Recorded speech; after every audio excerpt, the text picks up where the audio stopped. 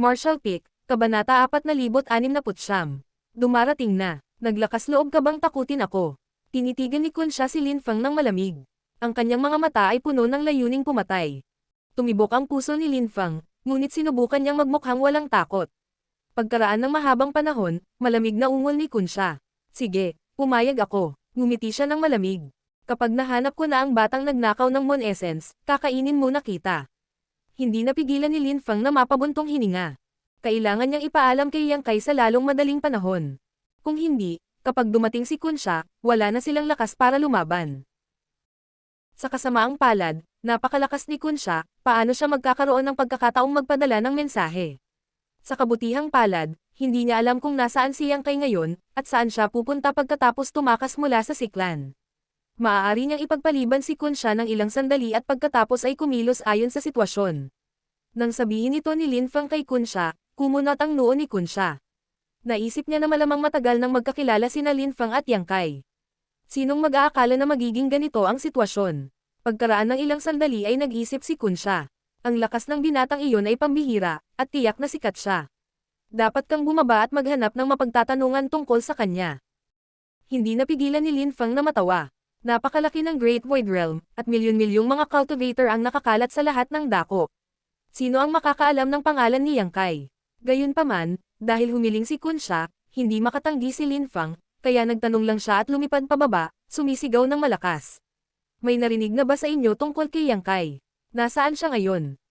Libu-libong tao sa Star Market ang nakakita sa katawan ni Kun siya noon, at lahat sila ay natakot.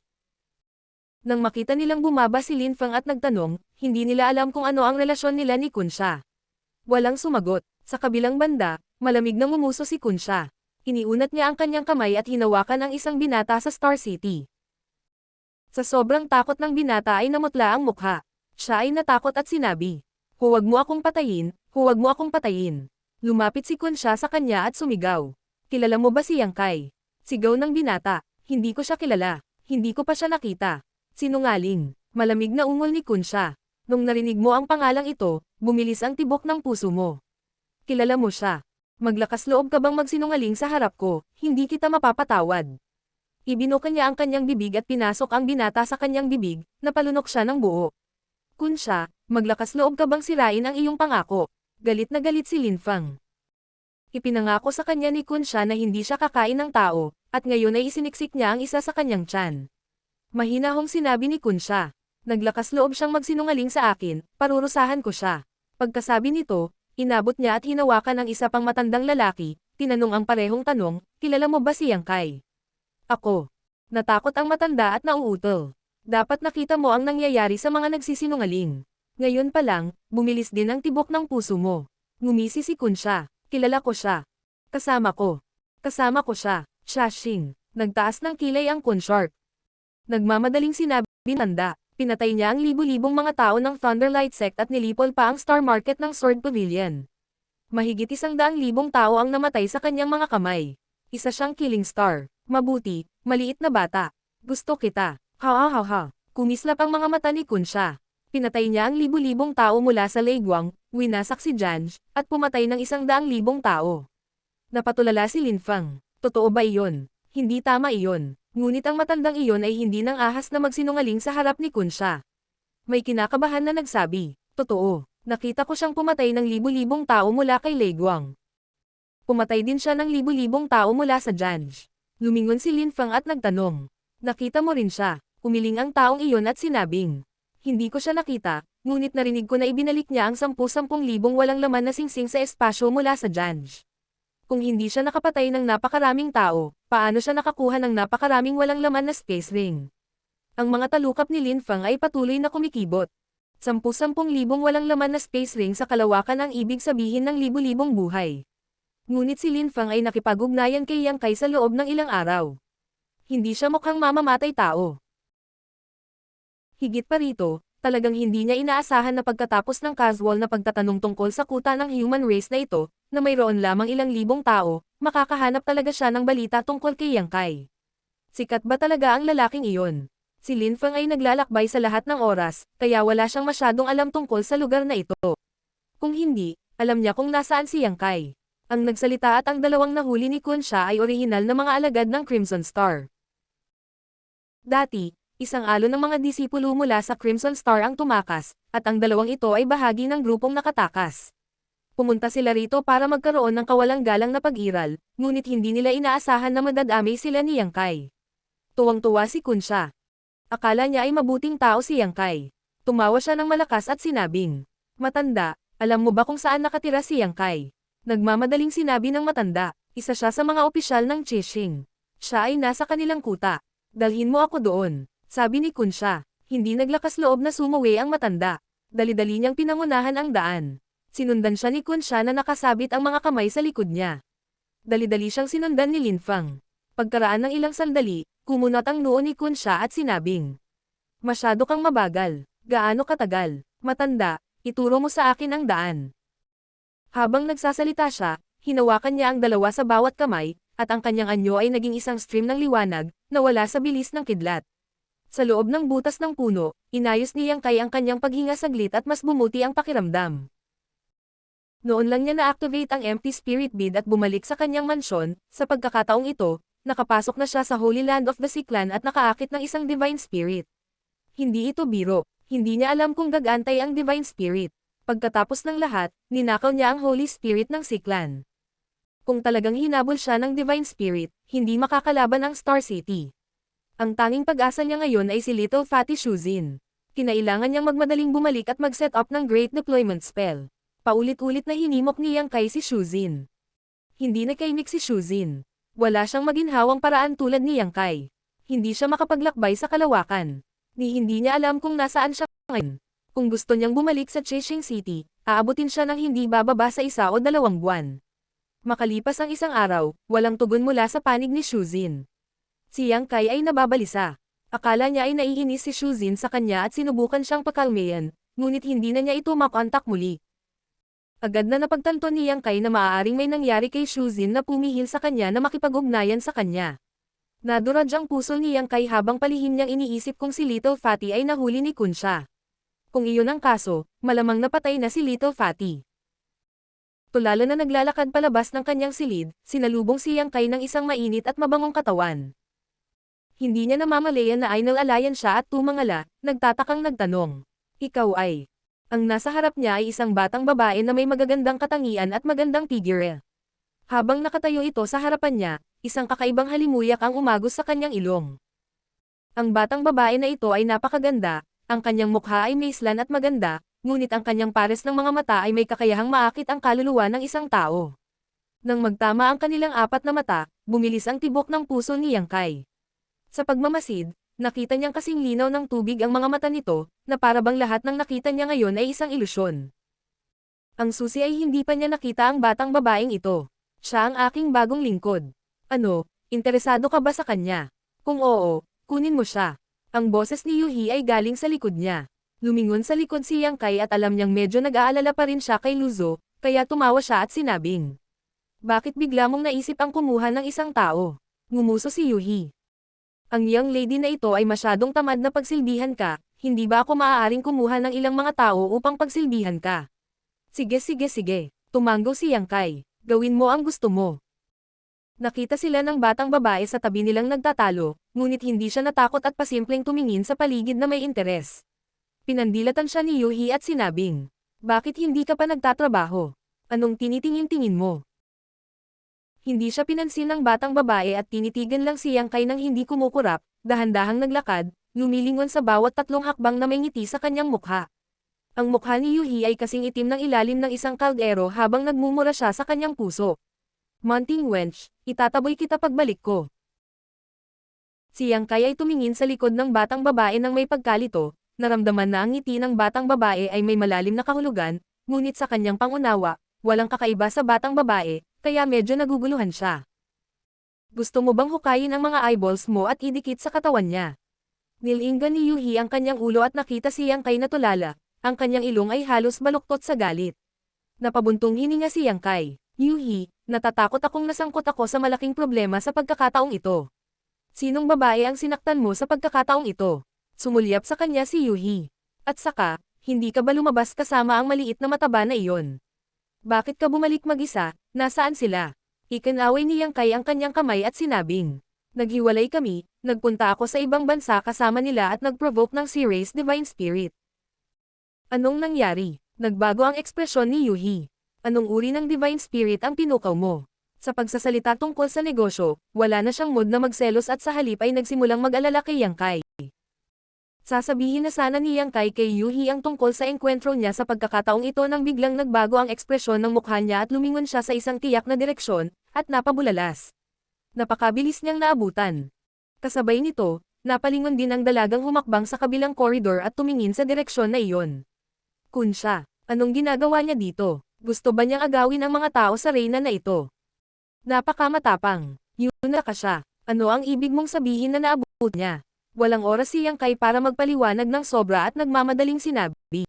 Bilis, ipatawag ang lahat ng tao sa mansyon, kailangan nating tumakas ng mabilis. Naguguluhan si Yang Kai. Paano nahanap ni Kunsha ang lugar na ito ng napakabilis? Hindi niya dapat alam kung saan siya nakatira. Sinusubaybayan ba niya ang aura ng Ice Soul Cold Moonbead? Ngunit hindi iyon maaaring tama. Ang Ice Soul Cold Moonbead ay ipinadala niya sa Mysterious Small World, kaya gaano man kalakas si Kunsha, imposibleng maramdaman niya ito sa iba't ibang mundo. Sa sandaling bumagsak ang mga salitang ito, lumubog ang puso ni Yang Kai at bamantong hininga.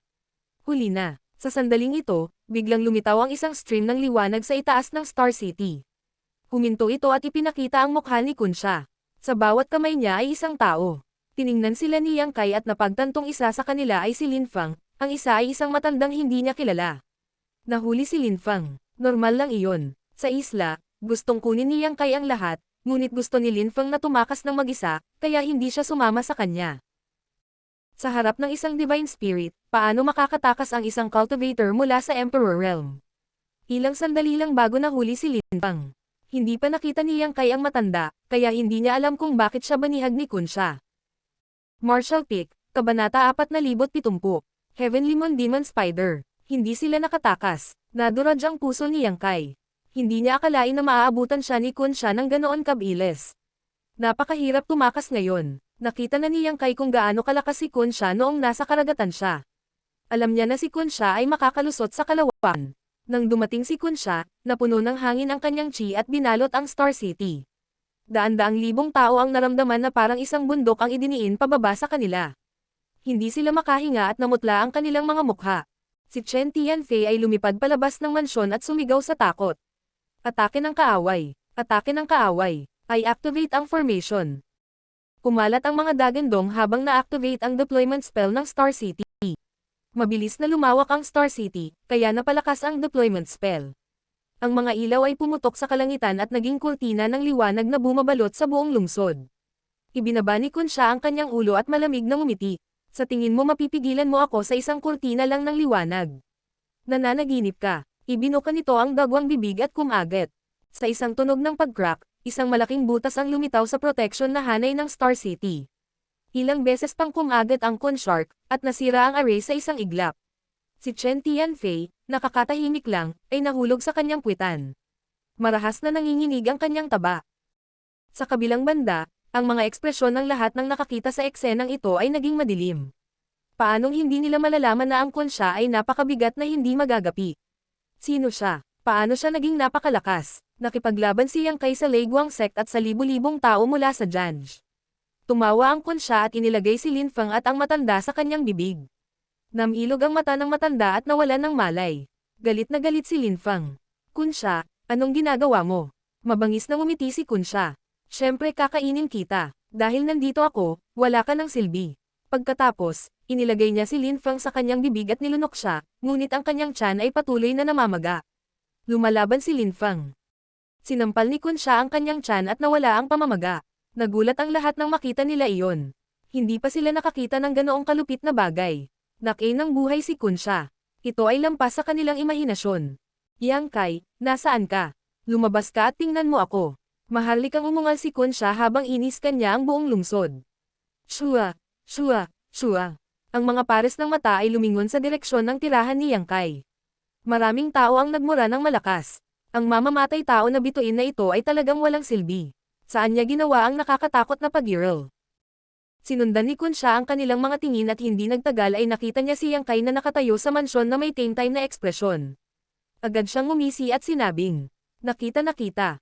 Yumuko siya at iniunat ang kanyang kamay para hawakan si Yang Kai. Pinuno ng kapangyarihan ng Divine Spirit ang hangin, tinatakan ang langit at ikinulong ang lupa. Malinaw, nakita na siya ng Kunsha na gumamit ng Space Divine Technique noon, kaya pinupuntirya siya nito para pigilan siyang makatakas muli. Pakiramdam ni Yang Kai ay parang natakpan ng higanteng kamay ang buong mundo. Wala siyang makitang liwanag sa harapan niya. Sa mahinang sigaw, binuhay niya ang kapangyarihan ng Dowsil ng buong lakas.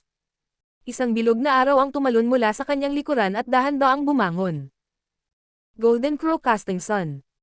Sa sandaling lumitaw ang Divine Technique Dharma Idol, sa wakas ay nakawala si Yang Kai mula sa panunupil na puwersa, ngunit bago pa siya makalaban, nakita niya ang isang purong puting daliri na nakaturo sa kanya mula sa mansyon.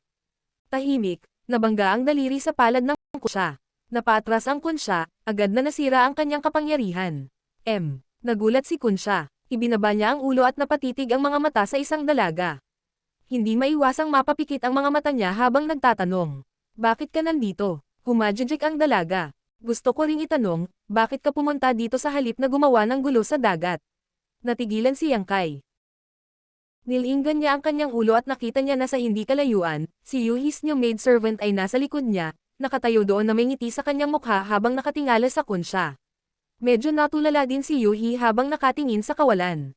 Ang batang babaeng ito ang nakabangga ni Yang Kai dati. Ngayon lang niya naramdaman na medyo kakaiba siya pero ngayon parang totoo na. Dahil madali niyang masira ang pag-atake ng Kunsha, malamang nakapantay ng Kunsha ang lakas ng dalagang ito. Ito ba talaga ang iyong lingkod? Bulong ni Yang Kai kay Yuhi. Napatulala si Yuhi at walang malay na tumanggo. Nakakatakot talaga itong utusan. Napalunok ng laway si Yang Kai. Sa langit, inilibot ng Kunsha ang kanyang mga mata at tumawa. Hindi mo ba alam kung bakit ako nandito? Ngumiti ng matamis ang dalaga. Kaya gusto mo siyang agawin sa akin. Sumubsob ang mukha ng Kunsha. Nakatingin ka rin sa batang iyon.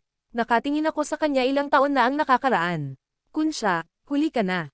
Nakangiting sabi ng dalaga. Hindi naman talaga totoo iyon. Umiling ang Kunsha. Ang nagwagi ay kukuha ng lahat. Dahil pareho tayong nakatingin sa batang ito, tingnan natin kung gaano kalakas ang bawat isa sa atin. Walang pakialam na sabi ng dalaga. Kunsha, huwag mong ipahiya ang sarili mo. Kung nasa dagat tayo, baka mag-ingat sa'yo itong Reyna, pero sa lupa, hindi ka kalaban nitong Reyna. Paano mo malalaman kung hindi tayo nag-away? Malamig na sumangot ang Kunsha at ibinagsak ang palad. Ang kanyang lakas ay naging isang malaking palm print na sumasakop sa kalahati ng Star City. Nililigawan mo si kamatayan. Nagalit ang dalaga at itinaas ang palad para salubungin ang atake. Sa isang malakas na putok, kumalat ang isang nakakatakot na shockwave. Ang mga gusali sa Star City ay gumuho, at ang cultivator ay nasugatan o namatay din. Sa ilalim ng palad na ito, ang dalaga ay pumailang lang sa langit at dumiretso sa Kunsha. Umindayog ang katawan ng Kunsha at umatras siya ng ilang hakbang, sa pag-aakalang siya ay talagang dehado kapag nakikipaglaban sa Dragon Lady na ito sa lupa. Gayunpaman, dahil narito siya, kung hindi siya lumaban, paano siya magiging handa na umalis? Agad na sumabak sa matinding labanan ang dalawa. Ilang sandali, bumagsak ang langit at nabasag ang lupa. Sa Star City, hindi mabilang na mga cultivator ang nagsusumikap na tumakas para sa kanilang buhay, sa takot na sila ay maapektuhan. Si Chixing at ang iba pang mga head ay mapula din. Sino ang nakakaalam kung sinong evil god Chixing ang nakabangga? Mula nang pumasok siya sa Great Cosmological Realm, siya ay nagkakaroon ng masamang panahon. Una, pinahirapan siya ni Yang Kai hanggang sa namuntik na siyang malaglag. Pagkatapos ng ilang taon ng paggaling, lumitaw ang dalawang nakakatakot na pag-girl. Ang babaeng ito ay isa ring divine spirit. Nang makita ang batang babae na nakikipaglaban sa Kunsha, si Yang Kai ay natakot. Tanging isang divine spirit ang maaaring pantay na may tugma sa Kunsha, at kahit na magkaroon ng kaunting kalamangan. Gayunpaman, hindi niya alam kung sino ang babaeng ito at kung bakit ito nagtatago sa kanyang tirahan. Sa sandaling ito, lahat ng tao sa mansyon ay nagkukumpulan. Nang inig si Yang Kai at sumigaw sa mahinang boses. Sige na sina, bilisan niyo at umalis kayo. Kapag nasusunog ang tarangkahan ng lungsod, nagdurusa ang mga isda sa moat. Kahit sino pa ang nanalo sa huli sa pagitan ng dalaga at ng Kunsha, siguradong hindi siya magsasaya. Noong una, gusto niyang hayaan si Shuzin na ayusin ang spirit array kung sakali, ngunit ngayong nakita niya ang kapangyarihan ng dalawang divine spirit na ito, Alam ni Yang Kai na walang sino man sa Great Cosmological Realm ang makakapigil sa kanilang kapangyarihan. Kahit na ginamit niya ang kanyang buong lakas, hindi niya kayang tumagal ng higit sa isang stick ng insenso na halaga ng oras. Mas marami ang tao sa mansion. Bilang karagdagan sa tatlo mula sa Great Moon Province, sina Yuhi, Luzo, at Chen Yu, mayroong halos 40 tao kabilang si Guo Ziyan. Bilang karagdagan, ang Earth Dragon at Scarlet Flood Dragon ay nasa labas pa rin ng lungsod. Inutusan ni Yang Kai ang Earth Dragon at Scarlet Flood Dragon na mabilis na tumakas habang inilalagay ang cultivator na hindi pa nakarating sa Heaven Opening Realm sa Small Sealed World. Ang Small Sealed World ay sarili nitong mundo, kaya hindi mahalaga kung ito ay tumanggap sa Emperor Realm, ngunit ang Heaven Opening Realm Cultivator ay mayroon ding sariling Small Universe, kaya hindi nito matatanggap ang Heaven Opening Realm Cultivator. Matapos abalahin ang sarili, si Yuhi, Luzo, at Guo Ziyan na lang ang natira. Hinimok ni Yang Kai ang kanyang lakas na balutin silang tatlo bago ipatawag ang Space Spirit Bead at i-activate ang kapangyarihan ng Space Spirit Bead, na wala sa isang iglap. Mabahong brat, gusto mong tumakbo. Walang katapusang nakikipag-away ang dalaga sa kunsya, ngunit mayroon pa rin siyang paglilibang na bigyang pansin ng mga galaw ni Yang Kai. Ibinuka niya ang kanyang bibig at iniluwa ang isang bagay na agad na nawala sa kawalan. Pagkaraan ng ilang sandali, sa isang lugar sa kawalan ng ilang daang kilometro ang layo mula sa Star City, isang malaking lambat ang biglang lumitaw mula sa manipis na hangin. Sina Yang Kai, Yuhi, Luzo, at Guo Ziyan ay nahuli lahat sa lambat at nahulog sa lupa. Bastos, galit at nabigla si Yang Kai. Dati, ang Void Shuttle ay sinira ng kunsya, na naging dahilan upang mahiwalay siya kay Shuzin at sa iba pa. Ngayon, ang Void Shuttle ay nasira ng dalaga. Sa pagkakataong ito, mas naging malupit siya ng diretsyo niyang sinira ang kawalan at sinalo sila pabalik. Anong uri ng kakaibang pamamaraan ito? Ang lakas ng dalaga ay malamang nalampas sa kanyang imahinasyon, ngunit dahil sa mga espesyal na prinsipyo ng Great Void Realm, hindi niya ito lubos na naipakita. Inabot niya ang lambat at sinubukang punutin, ngunit wala man lang reaksyon. Nadurog ang puso ni Yang Kai. Ang kanyang kalahating dragon na katawan ay napakalakas, ngunit ang lambat na ito ay napakatigas.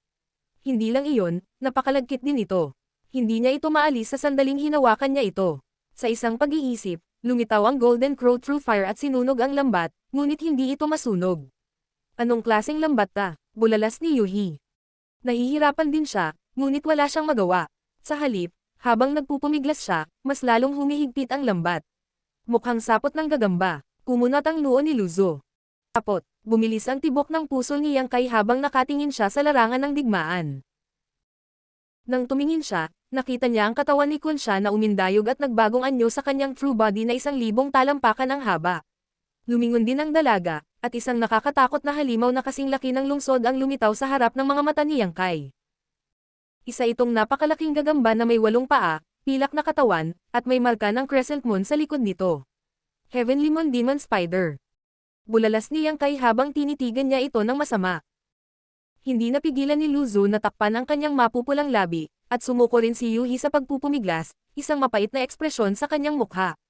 Kaya siya na, sa wakas ay naunawaan ni Yang Kai.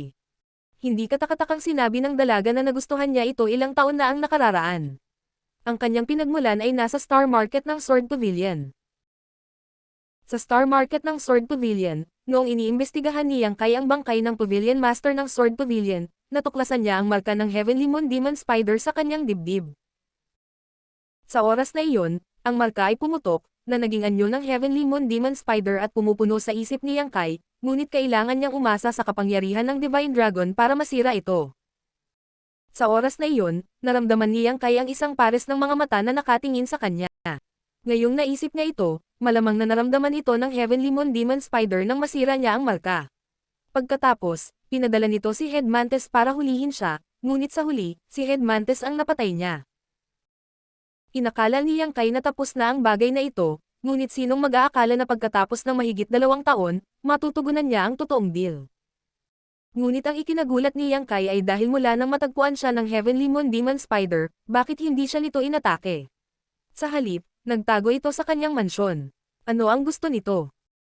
Nahinanap siya ni Kunsha hindi lang para sa Hailstone Cold Moon Pearl, ngunit ano ang pinaplano ng mga Divine Spirit na ito? Martial Peak, Kabanata 4071. Ako rin. Ang katawan ng Kunshark ay 1,000 zang ang haba, at ang Heavenly Moon Demon Spider ay hindi masyadong malayo. Ginamit ng dalawang malalaking nilalang ang kani-kanilang mga divine ability at mabangis na lumaban.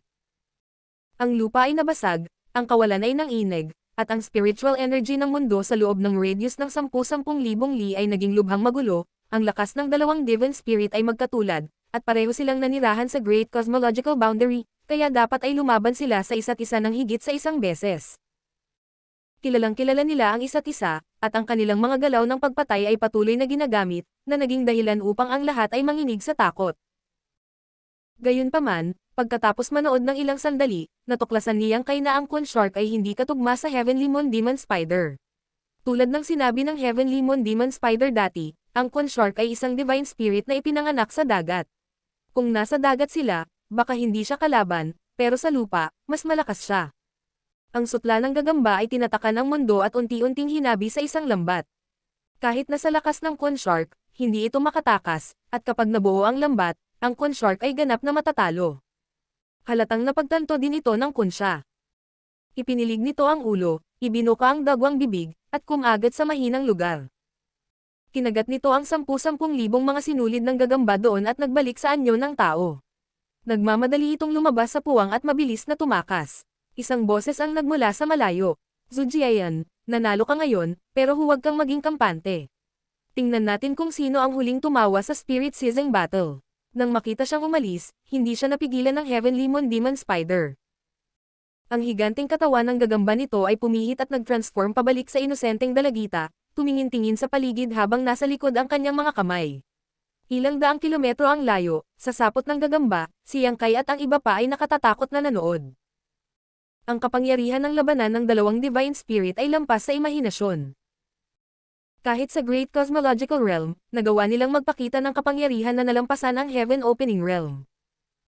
Ito ay maaaring may kinalaman sa katotohanan na sila ay ipinanganak dito, o maaaring may kinalaman sa katotohanan na ang kanilang lakas ay walang hangganan. Ngunit anuman ang mangyari, ang kapangyarihan ng mga divine spirit ay talagang hindi mapigilan. Tumalikod ang batang babae at humakbang pasulong, nakarating sa harap ni Yang Kai at ng iba pa sa ilang hakbang. Nakangiti niyang tiningnan si Yang Kai, ang kanyang magagandang mata ay puno ng pagsisiyasat, tulad ng isang batang babae na umiibig na tumitingin sa kanyang kasintahan, at habang tinitingnan niya, mas nasiyahan siya. Naramdaman ni Yang Kai na manhid ang kanyang anit. Mapait niyang sabi, "Senior, paano mo ako tuturuan?" Napangiti ng mahina ang dalaga at sinabing, "Huwag kang matakot. Hindi kita papatayin, at hindi rin ako papayag na patayin ka ng iba. Malaki ang silbi mo sa akin, at hindi ito ang lugar na pag-uusapan. Balik muna tayo." Gamit ang kanyang kamay, ipinatawag niya pabalik ang sapot ng gagamba. Nabawi ni Yang Kai at ng iba pa ang kanilang kalayaan, ngunit sa harap ng gayong pag-iral, wala silang kahit kititing na intensyon na tumakas. Sumunod lang sila sa likod niya at tumungo sa Star City. 10,000 milya ang layo, tumigil si Kunsha at galit na nagsabi, "Mistress, sinira mo ang plano ko. Masama ito." Ang batang iyon ay pinuntirya ng hamak na lingkod na iyon, si Zujiayan, at natatakot akong hindi ko magawa na agawin siya. Iniisip ko kung namatay na ang ibang bata. Habang nagsasalita ito, ibinuka nito ang bibig at may niluwa. Ito ay walang iba kundi ang linfang na kanyang nilunok noon. Hindi ka papatay. Mabuti, mabuti, mabuti. At least may kakayahan ka. Nagningning ang mga mata ni Kunsha. Nalaman niya na kahit na mapatla ang mukha ni Linfang, siya ay buo, ngunit mayroong isang layer ng light golden protection sa ibabaw ng kanyang katawan, na naagnas ng kanyang gastric acid at maaaring masira anumang oras. Malinaw na walang kakayahan si Linfang na labanan ang kaagnasan ng gastric acid ni Kunsha. Dapat ay ginamit niya ang kayamanan na ibinigay ng mga matatanda upang iligtas ang kanyang buhay. Biglang natakot si Linfang at umubo ng marahas. Hindi pa siya nakaka-recover sa kanyang pagkabigla nang marinig niyang sumigaw ang Kunsha sa marangal na paraan. "Junior, nakapasa ka na sa aking pagsubok at maaari kang maging sisidlan. Sa susunod na mga taon, tuturuan kitang mabuti. Pagkatapos ng ilang taon, kailangan mong gawin ang isang bagay para sa akin. Kung gagawin mo ito ng mabuti, ililibrera ko ang iyong buhay. Kung hindi mo gagawin, pagkatapos ay maging masunurin ang aking pagkain." Itinaas ni Linfang ang kanyang ulo at tumingin sa kanya ng blanko. Ang pagkakataong makatakas mula sa kamatayan ay nagpagulo sa kanyang isipan. Hindi man lang niya narinig ang sinasabi ni Kunsha. Hindi siya pinansin ni Kunsha, hinawakan siya sa kwelyo at dinala sa dagat. Sa pangunahing bulwagan ng mansyon ni Yang Kai, ang dalaga ay naglalakad pabalik-balik. Hinahawakan niya ang bagay na ito, hinahawakan ang bagay na iyon, parang bago sa kanya ang lahat. Si Yang Kai at ang iba ay nakatayo sa harap ng bulwagan. Hindi sila naglakas loob na huminga ng malalim. Kahit na sinabi ng Celestial Moon Demon Spider na hindi niya ito papatayin, sino ang nakakaalam kung magbabago ang isip ng Dragon Lady? Kung talagang gusto niyang lumaban, walang sino man ang makakatagal ng higit sa 3 galaw niya. Biglang tumakbo si Chen Yu mula sa labas at sinabi sa mahinang boses. Master, gusto kang makita ni Chixing at ng iba pa. Nang dalhin ng Celestial Moon Demon Spider si Yang Kai at ang iba papabalik sa Xing City, nakita ito ng lahat. Paano makakaupo si Chen Tianfei at ang iba pa nang biglang lumitaw ang Celestial Moon Demon Spider sa Xing City? Siyempre, mabilis silang dumating para bumisita. Itinaas ni Yang Kai ang kanyang ulo at tumingin sa Celestial Moon Demon Spider. Kinawian ng dalaga ang kanyang kamay at sinabing, sabihin mo sa kanila na magwala. Siya ay tumingin lubhang naiinip. Napatras si Chen Yu at magalang na yumuko. Sa wakas ay tumigil ang dalaga at lumingon kay Yang Kai, nakangiting nagtanong. Nasaan ang katawan ni brother? Brother, natigilan si Yang Kai. Anong brother? Sinong brother? Pinatay mo ba siya? Tanong ng dalaga. Biglang naintindihan ni Yang Kai at mabilis na itinaas ang kanyang kamay, inihagis ang isang bangkay na walang ulo. Ito ay ang mantis-headed monster na napatay niya sa Sword Pavilion Star City mahigit 2 taon na ang nakakaraan, ngunit ang ulo ng lalaking ito ay tinusok ng Blue Dragon Spear, na naiwan lamang ang ibabang bahagi ng kanyang katawan. Dahil ang lakas ng lalaking monster race na ito ay medyo mahusay, at ang kanyang 2 matalas na talon ay mahusay na materyales para sa pagmemeki ng mga artifact, palaging iniingatan ni Yang Kai ang kanyang katawan. Sinundan ako ni brother sa loob ng maraming taon, at ako ang nagmulat sa kanya at nagbukas ng kanyang sentimiento. Bagamat patay na siya, gusto kong bawiin ang kanyang katawan. May pagtutol ka ba? Tumingin ang dalaga kay Yang Kai at nagtanong. Hindi ako mangangahas. Ibinaba ni Yang Kai ang kanyang ulo ng masunurin, hindi nang ahas na magsalita sa oras na ito. Tumanggo ang dalaga, itinaas ang kanyang kamay, at inalis ang katawan ng halimaw na mantis head bago tumalikod at umupo sa upuan na orihinal na pagmamayari ni Yang Kai. Pinag-cross ang kanyang mga paa at ipinatong ang kanyang pisngi sa kanyang palad, medyo tamad niyang sinabi. Itong reyna ay si Zhu Jiuyin, nakita na ninyong lahat kung ano ang aking true body.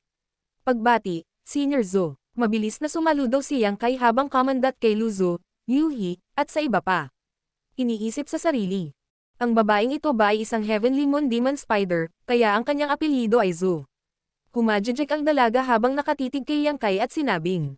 Ang reyna na ito ay lumabas sa pag-iisa sa pagkakataong ito partikular na para hanapin ka. Sa sandaling lumabas ang pahayag na ito, agad na nilinggan ni Yuhi si Yang Kai, isang mapagbantay na tingin sa kanyang mukha. Nagtataka na tanong ni Yang Kai. Kilala ba ako ni Senior? Hindi kita kilala noon, pero ngayon kilala ko na. Tumawa si Zhu Jiuyin. Sumimangot si Yang Kai at sinabing, Senior, bakit mo ako hinahanap? Kung gusto mong ipaghiganti si Dalang, nagawa na ni Senior. Siyempre hindi para ipaghiganti si Dalang. Kung hindi, paano ka pa nabubuhay? Itong reyna ay pumunta dito para hilingin sa iyo na pagbigyan mo ako. Aayusin ko ito ng maayos sa iyo. Natahimik si Yang Kai at sinabing, ano ang gusto ni Senior na gawin ko? Kung hindi niya ito magagawa, paano niya ito magagawa? Natural na malalaman mo pagdating ng panahon. Walang kwenta ang alam mo ngayon. Ang kailangan mong gawin ngayon ay pagbutihin mo ang iyong lakas sa lalong madaling panahon. Ang mas malakas, mas mabuti. Bago mo ako tulungan, dito ako titira, kaya wag mong isipin na tumakas. Lumingon ang tingin ni Zhu Jiuyin at tumingin kina Yuhi at Lu Zhu. Sumunod kayong dalawa sa akin. Kailangan ng reyna na ito ng mga katulong. Hindi nakaimik si Yuhi. Isa siyang 5th grade heaven opening realm at itinuring talaga bilang isang utusan. Gayunpaman, iniisip ang tungkol sa pagkakakilanlan at lakas ni Zhu Jiuyin, talagang kwalipikado siya. Kung mapupunta sa labas ang ganitong uri ng pag-iral, siya ay katumbas ng isang high-grade heaven opening realm. Talagang nanatili si Zhu Jiuyin sa mansyon at pinili ang pinakamagandang kwarto, na orihinal na tirahan ni Yang Kai. Wala siyang magawa buong araw, kaya inakay niya sina Yuhi at Lu Zhu na maglibot sa Star Market. Bumili siya ng maraming random na bagay, na ginawang hindi makapagsalita ang mga tao. Isa siyang Divine Spirit, Celestial Moon Demon Spider. Siya ay palaging nakatira sa kailaliman ng mga bundok. Kahit na malupit ang kanyang lakas, hindi niya maiwasang makaramdam ng kabaguhan nang makita niya ang buhay na mundong ito. Si Yang Kai ay nalitaw sa kanya. Ang babaeng ito ay humiling lamang sa kanya na gawin siya ng isang pabor, ngunit hindi niya sinabi kung paano siya tutulungan. Ang sabi niya lang ay malalaman niya pagdating ng panahon na ikinatarante niya. Gayunpaman, dahil ito ay isang kahilingan mula sa isang divine spirit, ito ay tiyak na hindi isang maliit na bagay. Mapapabilis lamang ni Yang Kai ang kanyang paglilinang. Sa kasamaang palad, hindi siya marunong magluto ng walang kanin. Ang kapangyarihan ng yin at yang at ang 5 elements sa kanyang dawsil ay nakadikit sa metal element. Kung walang angkop na kapangyarihan ng metal element, walang paraan upang ipagpatuloy ang pag-condense ng kapangyarihan ng kanyang dawsil. Mayroon na siyang water element, ngunit nang walang pagkondensasyon ng metal element, walang paraan upang i-condense ang water element. Maaari lang niyang inumin ang Dragon Blood Pill araw-araw para palakasin ang kanyang katawan at linisin ang kanyang bloodline power, at pagkatapos ay maunawaan ang Wood and Earth Divine Technique. Pagkaraan ng 10 araw, biglang may naramdaman si Yang Kai at mabilis na naglabas ng isang butil ng komunikasyon, ibinaon ang kanyang isip dito. Pagkatapos, tuwang-tuwa siya at nagpadala ng mensahe. Brother Shu, okay ka lang. Ang butil ng komunikasyon na ito ay ang paraan ng komunikasyon kay Shuzin. Dati, biglang nawala si Shuzin, na lubos na nag-alala kay Yang Kai. Hindi niya alam kung buhay pa ba siya o patay na, ngunit hindi niya inaasahan na si Shuzin ang magkukusa na magpadala ng mensahe ngayon. Hindi pa patay, pero hindi maganda ang sitwasyon. Sagot ni Shuzin. Anong nangyari? Bakit walang balita dati? Paano yung iba? Okay naman ang iba sa ngayon, pero mukhang hindi na magiging maganda ang mga susunod na araw. Brother Yang, kailangan mong magplano ng maaga. Masyado kang namumukod tangi at maaga o huli ay matatamaan ka. Anong ibig mong sabihin? Natarante si Yang Kai. Sino ang nakatarget? Sinabi ni Shuzin. Brother Yang, narinig mo na ba ang tagapagdala? Walang narinig tungkol dito, sinabi ni Shuzin. Nakakita lang ako ng ilang tala sa mga sinaunang aklat ng aking mga ninuno at hindi ko ito sineseryoso, ngunit ngayon alam ko na ito ay totoo. Sa Great Cosmological Realm, mayroong higit sa isang divine spirit. Bahagyang tumawa si Yang Kai.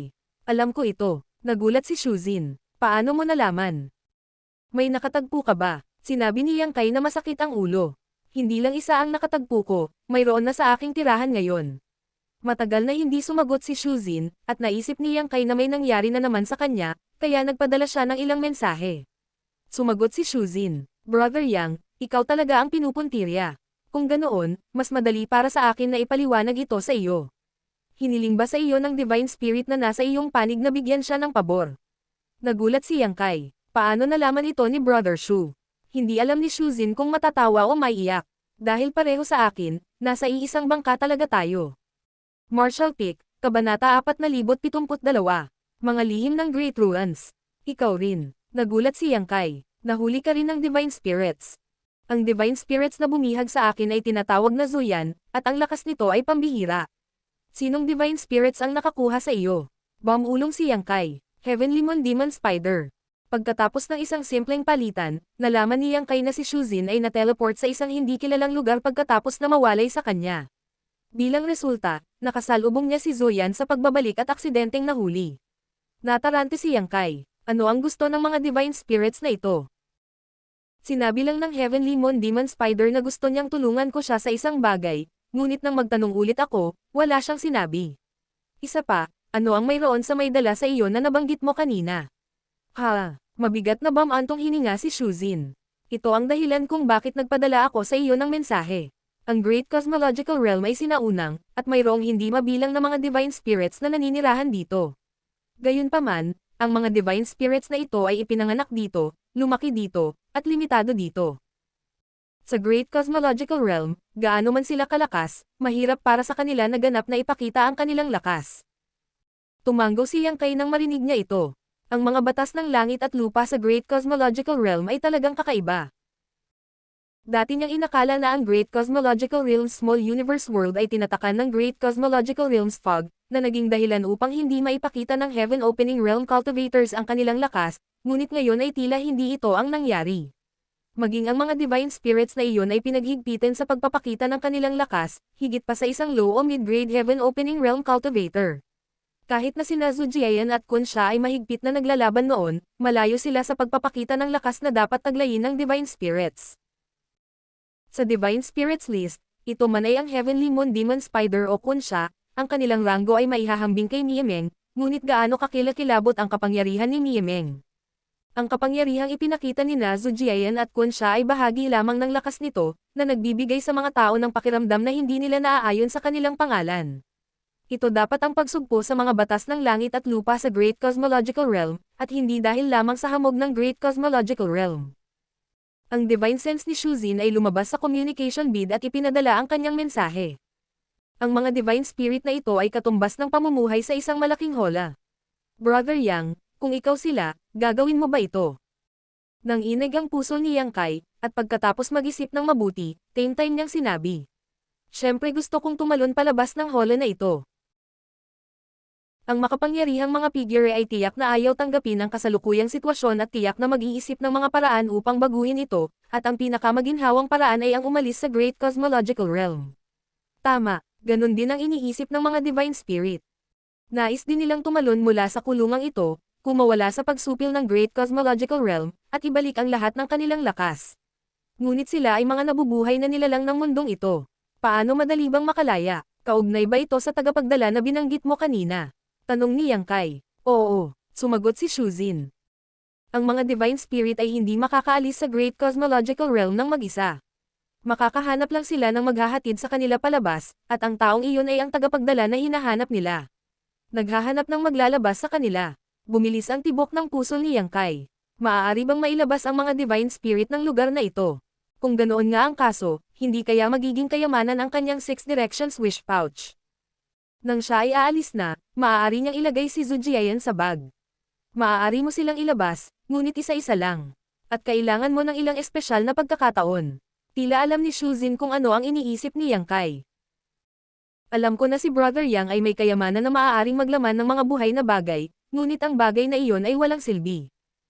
Kahit na ilagay mo dito ang mga Divine Spirit, kung wala ang pagkakataong iyon, ikaw ay pipigilan ng Great Cosmological Realm kapag umalis ka. Ang dahilan kung bakit ang mga Divine Spirit ay naghahanap ng isang tagapagdala ay upang ipaglaban ang pagkakataong iyon na makawala mula sa mga tanikala ng Great Cosmological Realm. Anong pagkakataon iyon? Nagmamadaling tanong ni Yang Kai. Hindi ako masyadong sigurado. Nakita ko lang ang ilang mga tala sa mga sinaunang aklat ng aking mga ninuno. Noon, ang mga ninuno ng Divine Cauldron Heaven ay nahulog din sa Great Cosmological Realm at nakipagkompetensya sa tide ng panahong iyon, umalis sa likod ng ilang impormasyon tungkol sa lugar na ito. Siya ba ay nagtagumpay? Pumalpak siya. Napabuntong hininga si Shuzin. Ang kaluwalhatian ng panahong iyon ay pagmamayari ng isang senior ng Divine Cauldron Heaven. Inalis niya ang isang Divine Spirit mula sa Great Cosmological Realm, at ang Divine Spirit na iyon ay naging kanyang Dao Protector, binantayan siya sa loob ng 1,000 taon bago umalis sa Divine Cauldron Heaven. Dao Protector, napatulala si Yang Kai, bodyguard, thug, guard. Gayunpaman, iyon ang ibig sabihin. Tumawa si Shuzin. Nagsumikap kami ng husto para sa mga Divine Spirit na iyon at itinaya namin ang aming buhay, kaya kailangan naming makakuha ng ilang benepisyo mula sa kanila. Kahanga-hanga ang senior na iyon ng Divine Cauldron Heaven. Nakipag-usap siya sa Divine Spirit na iyon para maging Dao Protector niya sa loob ng 1,000 taon, at walang pagpipilian ang Divine Spirit na iyon kundi ang pumayag. Brother Yang, kakausapin ko itong si Zoyan sa aking tabi. Thirst, isipin mo kung gaano kahanga-hangang magkaroon ng Divine Spirit kasama ka kapag lumabas ka sa hinaharap. Hindi na kaimik si Yang Kai. Paano may lalagay ang ganitong kondisyon? Kung magagalit siya sa taong iyon, hindi niya alam kung paano baybayin ang salitang kamatayan. Salamat sa pagsasabi sa akin, Brother Shu. Napakahalaga sa akin ng impormasyong ito. Nagpasalamat si Yang Kai. Kanina pa niya iniisip kung ano ang gusto ni Zhu Jiayan na gawin niya at kung bakit gusto niyang pagbutihin niya ang kanyang lakas. Ngayong narinig niya ang mga salita ni Shuzin, alam na niya ang dahilan. Tila ang dahilan kung bakit siya hinabol ng Con Shark hanggang dito ay hindi lamang dahil ninakaw niya ang Frosty Soul Cold Moon Pearl, kundi dahil din sa tagapagdala. Kung hindi niya nabanggit ang kinaroroonan ng Frosty Soul Cold Moon Pearl bago siya umalis. Gayunpaman, hindi ko sasabihin sa'yo. Malalaman mo sa hinaharap, ngunit ikaw at ako ay parehong tagapagdala, at magkakaroon ng oras upang labanan sa hinaharap. Para sa kapakanan ng aking Divine Cauldron, Brother Yang, pagdating ng panahon, hindi ako magpapakita ng awa. Ganyan dapat, at si Ning Daoran at ang iba pa, malamang hindi rin sila makakatakas. Matalas ang mga mata ng mga Divine Spirit iyon, hindi pa sila kumikibo nitong mga nakaraang taon, marahil dahil pinagmamasdan nila ang mga nahulog sa atin, ang lugar na ito at ang pagpili ng mga angkop na tagapagdala. Ngayong nakakilos na ang Zuyan at ang Heavenly Moon Demon Spider, ang ibang mga Divine Spirit ay tiyak na hindi makakaupo. Inaasahan ko na si Ning Daoran at ang iba pa ay mahuhuli ng lahat ng Divine Spirit, sandali na lang. Pagdating ng panahon, tiyak na magkakaroon ng komprontasyon sa pagitan natin. Huwag muna nating pag-usapan ito sa ngayon. Pagkatapos sabihin niyon, pinutol ni Shuzin ang koneksyon. Tahimik na inalis ni Yang Kai ang communication bead at hinukay ang balitang natanggap niya mula kay Shuzin. Mga may dala, ang tanging pagkakataon upang maalis ang mga tanikala ng Great Void Realm, at mga protector. Wala pa siyang narinig na ganoong impormasyon. Tama, naroon din si Lin Fang. Kung ganoon, hindi dapat nasa panganib si Lin Fang. Isa rin siyang disipulo ng Heavenly Cave, at ang kanyang background ay hindi pangkaraniwan. Talagang isa siya sa mga kandidato para sa tagapagdala. Hindi siya dapat patayin ng Conshark. Tinatayang siya ang pipiliin bilang tagapagdala. Ngunit sa ganitong paraan, malulutas ang ilan sa mga pagdududa sa kanyang puso. Hindi siya pinatay ni Zhu Jiuyin, ni ginawa niyang mahirap ang mga bagay para sa kanya. Nais din niyang magtanim siya ng mabuti. Sa katunayan, gusto niyang tulungan siya nitong agawin ang pagkakataong makaalis. Ang Battle of Spirit Season. Naalala ni Yang Kai ang masasakit na salita na binitawan ni Conshark bago siya umalis. Bagamat hindi niya alam kung ano ang ibig sabihin ng Battle of Spirit Season, naisip niya na dapat itong nauugnay sa pagkakataon. Matapos mag-isip ng ilang sandali, pumasok si Yang Kai sa lobby. Sa lobby, si Zhu Jiuyin ay nakaupo sa isang upuan, habang si Luzo at Yuhi ay abala. Puno ng magugulong bagay ang lupa na winalis nilang tatlo mula sa Star Market. Karamihan sa kanila ay mga aksesorya ng kababaihan. Tumayo si Yuhi sa harap ni Zhu Jiuyin na may salamin. Kinuha ni Luzo ang mga accessories na isusuot ni Zhu Jiuyin. Tumingin siya sa kaliwat kanan sa harap ng salamin. Kung nagustuhan niya, itinatago niya ito. Kung hindi niya nagustuhan, tinapon niya ito sa isang tabi. Nang pumasok si Yang Kai, nakita niya ang eksena ni Zhu Jiuyin na naaawa sa sarili sa harap ng salamin. Hindi niya maiwasang hindi makapagsalita. Lumingon si Yuhi at tumingin sa kanya na may masamang mukha. Si Yang Kai ay kumilos na parang hindi niya ito nakita. Humakbang siya paarap at ikinulong ang kanyang mga kamay. Senior. Nilero ni Zhu Jiuyin ang headdress sa kanyang ulo at hindi itinaas ang kanyang mga talukap. Anong ginagawa mo dito sa halip na magtanim? Nilinggan niya ang kanyang ulo sa gilid at tinanong si Yuhi. Paano ito? Sinabi ni Yuhi. Mukhang maganda. Hindi ito pambabola. Napakaganda talaga noon. Pagkatapos ng lahat, siya ay isang Heavenly Moon Demon Spider. Siya ay maganda at mukhang maganda sa anumang bagay. Medyo masyadong malabo, umiling si Zhu Jiuyin. Hinubad niya ang headdress at itinapon sa isang tabi. Sinamantala ni Yang Kai ang pagkakataong sabihin. Gusto ni Senior na magtanim ako. Gusto ko ring magtanim. Sayang at hindi ako makapagpatuloy. Bakit? Itinaas ni Zhu Jiuyin ang kanyang ulo at tumingin sa kanya. Kung wala ang mga kayamanan, hindi ko mapawi ang kapangyarihan ng Yin at Yang at 5 elements. Ibinaba ni Yang Kai ang kanyang ulo. Kalokohan. Kinagat ni Zhu Jiuyin ang kanyang mga labi. Ninakaw mo ang kakanyahan ng buwan ng Conshark, sa tingin mo ba ay hindi ko alam? Ang bagay na iyon ay nagmula sa Land of Elders. Ito ay orihinal na isang Moon Essence Core, sapat na para sa iyo na pinuhin para sa isang matagal na panahon. Land of Elders, Moon Essence Core. Nanginginig ang katawan ni Yang Kai. Ang tinutukoy ni Senior ay ang Hailstone Cold Moon Pearl. Anong Hailstone Cold Moon Pearl? Naiinis na sabi ni Zhu Jiuyin. Kinaway niya ang kanyang kamay at pinatayo si Yuhi. Tumingin siya kay Yang Kai at sinabi. Ang Great Cosmological Realm na ito ay orihinal na may buwan at araw. Gayunpaman, masyadong maraming oras ang lumipas at ang araw ay napatay, ang buwan ay gumuho. Isang piraso ng Moon Essence ang nahulog sa Land of Elders. Kalaunan, kinuha ito ng isang tao at nahulog sa kamay ng Conshark. Napatulala si Yang Kai. Bagamat alam niya na ang Hailstone Cold Moon Pearl ay isang likas na Supreme Treasure, hindi niya inaasahan na ito ay isang Moon Essence Core. Hindi nakakagulat na naglalabas ito ng liwanag na parang liwanag ng buwan ngunit malamig sa pagpindot. Kung nasaan ang Land of Elders, hindi alam ni Yang Kai.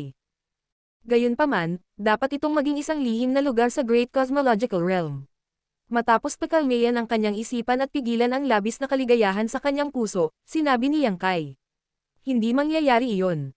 Senior, na-condensed ko na ngayon ang kapangyarihan ng kahoy, apoy, at lupa.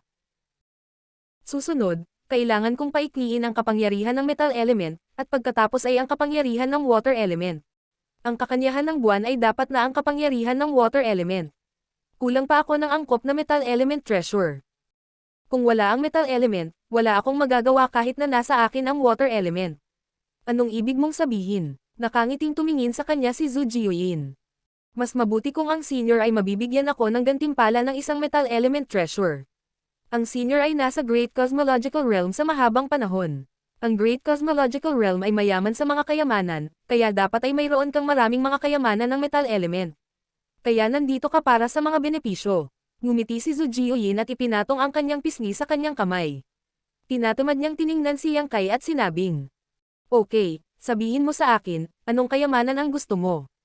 Kung mayroon ako nito, ibibigay ko ito sa iyo. Kahit anong yaman yan, basta't metal element na mas mataas sa 7th grade."